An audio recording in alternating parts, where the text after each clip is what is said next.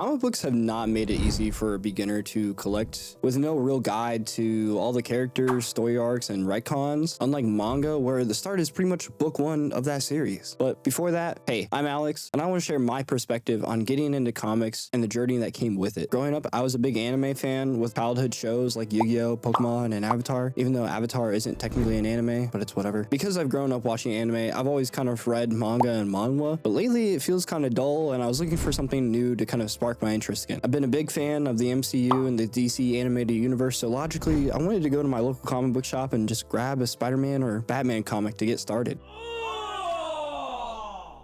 Only to get met with these fuck-ass bins. Why are there so many random comics, and where do I find the start of each of these? Well, let's just start easy and find a Batman comic and start from the beginning. Oh, okay, so I have to read the last 80-some years of comics to catch up. Maybe I'll look for something a little less old. Maybe Iron Man. Okay, why is there so many Iron Man series on this Marvel app? This happened a bunch more times with other characters, but you probably get the point. I had no clue where to start. I just wish there was a line of comics that took a character with a long past and then just cut it off and restarted so I could read a book front to back and feel like I'm not missing any references from before I existed. No, not you.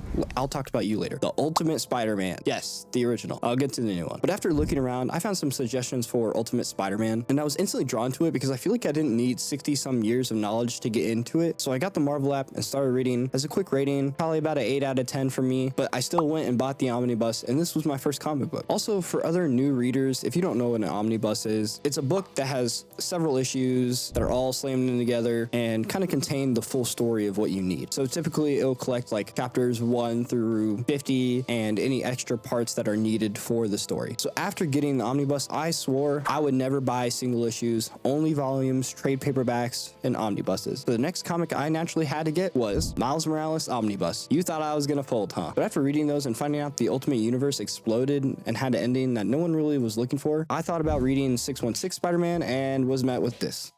So I kept looking and found out the Ultimate Universe got a reboot. And apparently it was a Spider-Man that we hadn't seen before, a happy Spider-Man. So I went to my LCS and picked up volume 1 of Ultimate Spider-Man. I think this is where the addiction really started for me. Anytime I was out, I would collect any new volumes for the Ultimate Universe. And it was so nice to feel like I wasn't behind and wasn't scared to talk about these comics because I was staying caught up with the volumes being released. I mostly knew, if not the same, almost all of whatever was talked about. But volumes take a while to release, and there was only one way to stay truly caught up: collecting single issues. Single issues are so confusing for someone who is new and feels so behind, making it really difficult just to jump in and read, I feel like, especially if you have no one to ask if I'm even reading the same series or reading something that is still canon. When I look up Robin issue number 1, like 3 or 4 different versions of it come up, and I have no clue what time, universe, line of issues that this stems into. Like I showed with Iron Man, there are 5 series named Iron Man. How do I know this number 1 is to this same series as this number 8? I think this is one reason why it's led me to collecting manga instead of comics. As for collecting manga, it's as simple as finding book 1 and just reading from there. There's no difference in authors creating different versions of a character and then both trying to say that their version is canon in some way, which is one of the reasons why I've leaned to collecting those over the years rather than starting my comic journey. That's also not including crossover events like Civil War and Secret Wars, where multiple different stories are required to understand what's happening. Just in Secret Wars, just to read book 1 to 2, you read book 1 of Secret Wars, then Black Widow 1920, then Captain America, The Mighty Avengers number 9, Miss Marvel 16 through 19, Magneto 18 through 21,